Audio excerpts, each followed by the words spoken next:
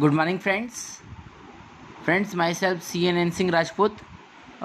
Friends जैसे कि हम आपको पता है हम डिस्कस कर रहे हैं हमारा CA फाउंडेशन के अंदर मैथ्स के अंदर हम एक बहुत ही इंपॉर्टेंट चैप्टर डिस्कस कर रहे हैं friends, time value of money.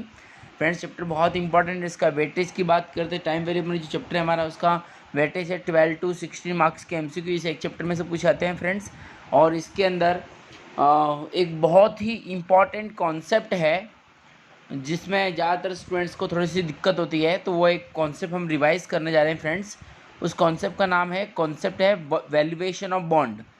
कितनी बार एग्जाम के अंदर हमको ऐसा क्वेश्चन आता है कि भाई फाइंड प्रेजेंट वैल्यू बॉन्ड की प्रेजेंट वैल्यू फाइंड करो, ठीक है। तो कैसे करते हैं फ्रेंड्स, ये बॉन्ड होता क्या है, इसकी प्रेजेंट वैल्यू हम कैसे फाइंड करते हैं वो सब हम डिस्कस कर लेते हैं फ्रेंड्स। तो पहली बात तो ध्यान रहे friends, bond is like a debenture. Bond एक डिबेंचर की तरह होता है। जस्ट इमेजिन कि मान लो आप एक इन्वेस्टर हो और अपने कोई कंपनी के मान लो एक्स लिमिटेड कोई भी कंपनी है, उसके आपने 10% डिबेंचर खरीदे। अगर आपने कोई कंपनी के 10% डिबेंचर में पैसा इन्वेस्ट किया, मान लो कि आपने 1000 रुपीज़ की फेस वैल्यू के 10% डिबेंचर खरीदे और उसका रिडेम्पशन वो कंपनी की पॉलिसी है कि debentures are to be redeem after 5 years. Company जो है डिबेंचर का पैसा रिडीम कब करेगी? 5 साल के बाद। तो मुझे बताओ फ्रेंड्स कि एज एन इन्वेस्टर अगर आपने वो 1000 की फेस वैल्यू के डिबेंचर खरीदे कंपनी के पास में और कंपनी का जो रिडेम्पशन पीरियड है वो 5 साल का है और आपने जो डिबेंचर खरीदे वो 10% डिबेंचर खरीदे हैं, तो मुझे बताओ फ्रेंड्स कि आपको क्या मिलेगा? तो आप बोलोगे सर इंटरेस्ट मिलता है डिबेंचर पे, इंटरेस्ट मिलता है। सही जवाब है आपका, बिल्कुल सही जवाब है। इंटरेस्ट हमेशा किस पे मिलता है? फेस वैल्यू पे। तो आपको 1000 का डिबेंचर की 1000 की फेस वैल्यू के डिबेंचर आपने खरीदे हैं तो 1000 का 10% 100 रुपीज़ आपको इंटरेस्ट मिलेगा हर साल। कब तक? 5 साल तक। और बस 5 साल के बाद क्या सर? 5 साल के बाद हमको रिडम्पशन वैल्यू मिलती है। रिडम्पशन वैल्यू मतलब कंपनी तो आपका 1000 रुपये, अगर कंपनी की पॉलिसी हो कि debentures are to be redeem at par, तो आपको 1000 के सामने 1000 मिलता है। और अगर कंपनी की पॉलिसी ऐसी हो कि debentures are to be redeem at 10% premium, तो आपको 1000 के बदले 1100 मिलता है ना? यस और नो? यस। तो बस same friend, bond is nothing but it is like a debenture. Bond भी डिबेंचर की तरह ही होता है, खाली थोड़े टर्मिनोलॉजी चेंज है, बाकी दोनों का मतलब सेम ही होता है। तो मान लो just for example suppose you are investor और आपका नाम मान लेते हैं मिस्टर एक्स है। आपने मतलब मिस्टर एक्स नाम का जो इन्वेस्टर है ये आप 10% बॉन्ड खरीदना चाहते हो क्या? आप एक इन्वेस्टर हो और आप कोई कंपनी के 10% बॉन्ड में पैसा इन्वेस्ट करने के बारे में सोच रहे हो, मतलब सोच करना चाहते हो। मान लो वाइल्डमंड नाम की कंपनी है, उसके आप 10% बॉन्ड अब खरीदना चाहते हो। उसकी फेस वैल्यू कितनी है? 1000। फेस वैल्यू कितनी है? 1000। मान लेते हैं कि आप एक बॉन्ड की फेस वैल्यू 100 रुपये है और ऐसे आपने 10 बॉन्ड खरीदे या 1000 रुपये की टोटल फेस वैल्यू के आपने बॉन्ड खरीदे।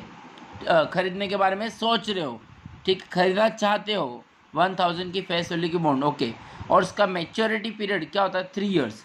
से डिबेंचर के अंदर रिडम्पशन पीरियड होता है, इसी तरह बॉन्ड के अंदर क्या होता है फ्रेंड्स? मैच्योरिटी पीरियड होता है। तो 3 साल के बाद जो है 3 साल तक कंपनी से आपको क्या मिलेगा? इंटरेस्ट। और 3 साल के बाद आपको क्या मिलेगा? Maturity value. अगर जैसे डिबेंचर में होता है रेडीम एट पार, वैसे यहाँ पे क्या होता है? Mature at par. अगर मैच्योर एट पार है तो आपको 1000 का 1000 मिलेगा। और अगर मैच्योर एट 10% प्रीमियम बोला होता क्वेश्चन में तो मैच्योर एट 10% प्रीमियम तो 1000 के बदले 1100 मिलेगा। तो सेम लाइक डिबेंचर, तो मतलब 3 साल, यहाँ पे 3 साल का मैच्योरिटी पीरियड है, तो मतलब 3 साल तक आपको क्या मिलेगा? इंटरेस्ट बॉन्ड पे। और 3 साल के बाद क्या मिलेगा? Maturity value. ठीक है फ्रेंड्स। पूछा गया friends what is the present value of bond? क्या पूछा हमको? इस बॉन्ड को अगर हमको आज की तारीख में परचेज करना हो तो कितनी प्राइस में खरीदना चाहिए? आप बोलोगे सर 1000 का है तो 1000 में ना? नहीं, 1000 तो फेस वैल्यू है। परचेज कहाँ से करते हैं? मार्केट से। तो मार्केट में कितनी प्राइस में बॉन्ड हमको मिलना चाहिए, मतलब कब बॉन्ड खरीदना चाहिए? अगर आज की तारीख में बॉन्ड खरीदना हो तो कितनी प्राइस पे खरीदना चाहिए, मतलब what is the present value of this bond, वो हमको पूछा है। ठीक है फ्रेंड्स। तो सर कैसे फाइंड करेंगे वो हम डिस्कस करें फ्रेंड्स, ध्यान समझेंगे।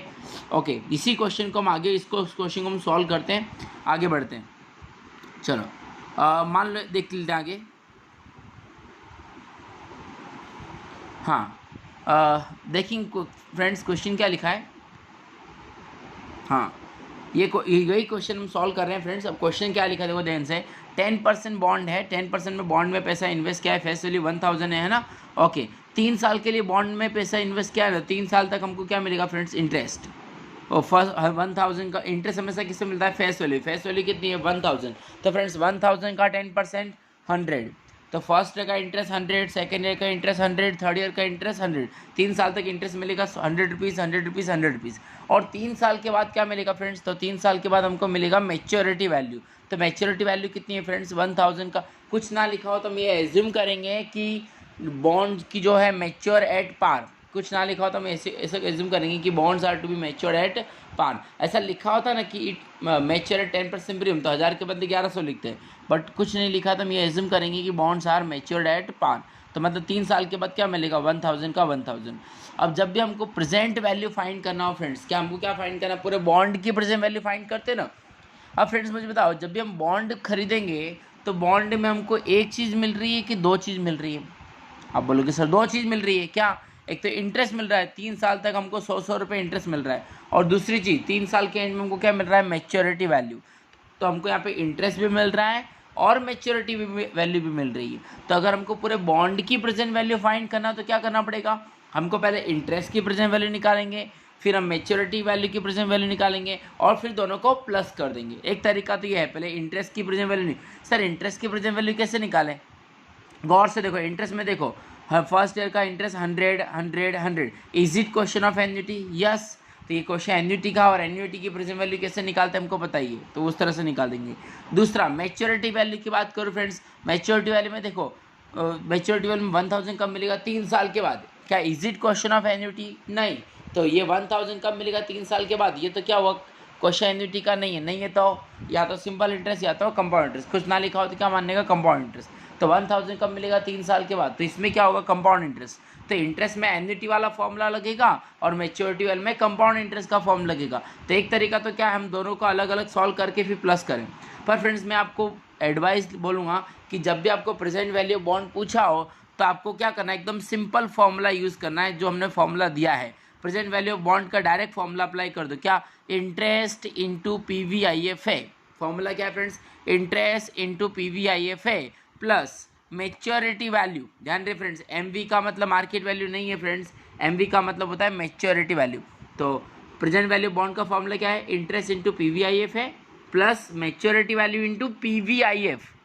अच्छा सर ये 14% कहाँ से लाए, अब ध्यान समझो फ्रेंड्स, यहाँ पे ये रेट यहाँ पे कौन सा रहेगा, सर रेट तो 10% नहीं, 10% तो बॉन्ड पे इंटरेस्ट मिलता है फ्रेंड्स। यहाँ पे ध्यान रहे, प्रेजेंट वैल्यू फाइंड करते समय कौन सा रेट यूज़ करना है, प्रेजेंट वैल्यू फाइंड करते समय हमको कौन सा रेट यूज़ करना है। तो फ्रेंड्स ध्यान समझ लो, हमको यहाँ पे यूज़ करेंगे हमको या तो बोरोविंग कॉस्ट या तो अपॉर्चुनिटी कॉस्ट। क्या, या तो बोरोविंग कॉस्ट या तो अपॉर्चुनिटी कॉस्ट। सर ये क्या होता है मुझे बताओ, हम बॉन्ड में पैसा इन्वेस्ट करेंगे तो बॉन्ड में पैसा इन्वेस्ट करने के लिए हम पैसा लाएंगे कहाँ से, या तो हम पैसा लोन से लेंगे, लोन पे लाएंगे, लोन पे लाएंगे तो हमको इंटरेस्ट पे करना पड़ेगा, मतलब वो हमारी बोरोइंग कॉस्ट हुई। और आप बोलोगे सर हमारे पास, हमको लोन पे लाने की ज़रूरत नहीं है, हमारे पास तो पैसा है। तो अगर आपके पास पैसा है तो आप वो पैसा कहीं ना कहीं तो इन्वेस्ट करते होंगे। हाँ चलो मान लेते हैं आप म्यूचुअल फंड में पैसा इन्वेस्ट करते हो और वहाँ पर आपको 14% मिलता है, तो आप बॉन्ड में कब इन्वेस्ट करोगे, जब बॉन्ड में मिनिमम 14% मिलेगा तो इन्वेस्ट करेंगे ना। हाँ, और अगर आपने लोन लिए 15% पे, तो आप बॉन्ड में कब इन्वेस्ट करोगे, जब मिनिमम 15% बॉन्ड में मिले तो इसलिए अगर आपने लोन पे पैसा लाया है तो बोरोविंग कॉस्ट, और अगर आपने खुद का पैसा है तो आपकी अपॉर्चुनिटी कॉस्ट, वो पैसा आप कहीं यूज़ करते हो तो यहाँ पर हम एज्यूम कर रहे हैं कि हमारी अपॉर्चुनिटी कॉस्ट 14% है। ठीक है, मतलब हम कहीं और पैसा इन्वेस्ट करते तो हमको 14% मिलता है। तो यहाँ पर हम प्रेजेंट वैल्यू फाइंड करते समय भी हम 14% लेंगे। अच्छा, फॉर 3 ईयर्स, 3 साल का है टाइम तो 3 ईयर्स, फिर maturity value into PVI 14% for 3 years है। अब क्या करेंगे फ्रेंड्स, इंटरेस्ट कितना है, अब इंटरेस्ट की वैल्यू हमको पता ही है फ्रेंड्स, इंटरेस्ट कितना है 100 लिख दिया, PVIF है नहीं पता कोई बात नहीं, हम फाइंड करेंगे। दूसरा मैच्योरिटी वैल्यू कितना है फ्रेंड्स 1000 है, मैच्योरिटी 1000। अब PVIF है और PVIF में सर डिफरेंस क्या है, एकदम डिफरेंस सिंपल है फ्रेंड्स, GT दबाने के पहले जो आपका आंसर आए ना वो क्या होता है PVIF,